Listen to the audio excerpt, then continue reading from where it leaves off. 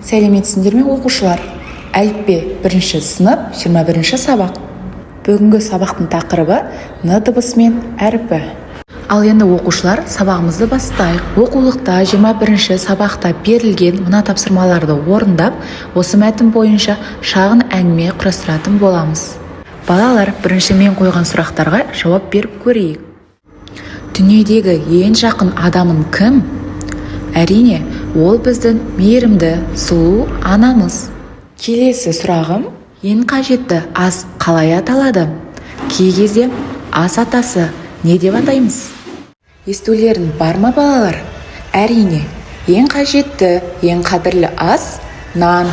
Соңғы қояр сұрағым, мектепте қандай бөлмелер болады? Әрине, мектепте суретте көрсетілгендей асхана бөлмелер болады. Осы сөздерді енді тізбектейік. Ана, нан, асхана. Осы үшеуінде де қолданылып тұрған бізде қандай әріп? Сендер таптыңдар ма оқушылар? Ол әрине н дыбысы. Сол себепті әліппе кітабымызда ол көк түспен бейнеленген. Н дыбысы сөздің басында да, ортасында да, соңында да кездесе алады. Ал енді суретке назар аударайық. Суретте асхана бөлмесіндегі анасы мен баласы таңғы ас ішіп отыр. Анасы баласына сүт құйып берді. Екеуі күлімдеп, бір-біріне мейіріммен қарайды. Бала анасын қатты жақсы көреді. Анасы да баласын жақсы көреді. Яғни үй іші жылылыққа толы болды. Яғни бұл мәтінде ана мен бала махаббаты туралы көрсетілген. Қанекей балалар, н әріпін қарандаштан барлығымыз жасап, оны сызып көрейікші. Ал енді әрі қарай жалғастырайық. Н дыбысынан басталатын және кездесетін қандай сөздерді білеміз? Қане балалар, оны бірге қайталайық және жаттығайық. Мысалы, нан, нұр, немере, нота. Тағы да бір рет қайталайық. Нан, найзағай, нар, нан. Яғни ол бір ғана буыннан тұрады. Нар дегеніміз ол түйенің анасы, яғни аналығының бір өркешті болатынын қалған сабақтарда айтқан болатынбыз.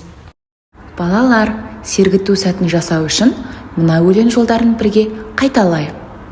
Нан қиқымын шашпаңдар, жерде жатса баспаңдар, теріп алып қастерлеп торғайларға тастаңдар. Сендер бұған дейін осы өлең жолдарын естідіңдер ме? Яғни біз нан қиқымын баспай, оны қадірлеуіміз қажет. Керісінше жерде жатса оны теріп алып, торғайларға тастау қажетпіз, иә, балалар? Сонымен сұрақтарға жауап берейік, балалар. Н дыбысы қандай дыбыс? Яғни н дыбысы дауыссыз дыбыс. Сыныпта есімі н дыбысынан басталатын оқушылар бар ма? Қанекей ойланайықшы. Мысалы, ондай есімдерге Нұрай, Наргиз, Нариман деген есімдерді жатқызсақ болады. Балалар, енді н дыбысын жазуға жаттығайық.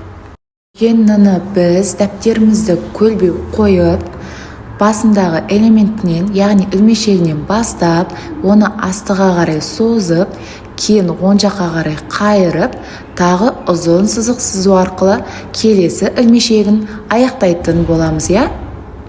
Одан кейін кішкентай н-ні басымен аяғын тигізіп, ортасынан оң жаққа қарай сызық салып, және тағы бір ұзын сызық салу арқылы оң жағынан не істейміз? Әрине ілмешегін салатын боламыз. Балалар, оқулығымызды қане ашайық, оқулықта берілген сөздерді менімен бірге жарысып қайталайтын боламыз. Бірінші сөз нан, ана, нар, анар, ну, науа. Енді төменде тұрған екі сөйлемді бірге қайталап оқитын боламыз. Алан, нан, ал, аруна, анар, ал. Енді соңғы тапсырма н дыбысы мына суреттің ішінде қайсында кездеседі? Қанекей балақай, бұны өзін ойлап тауып көрші. Дұрыс жауабы бірінші құлын. Яғни оны біз жылқының төлі деп атаймыз, иә? Құлын немесе құлыншақ. Қанекей, н дыбысы бізде қай жерде кездесіп тұр? Соңғы дыбысы н, яғни құлын. Келесі суретте ол қыздарға өте қажет, яғни айна. Айна деген кезде н дыбысы соңғы үшінші әріпте орналасқан. Және әшекей бұйымы моншақ. Моншақ, яғни н дыбысы үшінші дыбыс болып естіліп тұр. Осымен бүгінгі тақырып аяқталды. Келесі сабақта кездескенше балақай.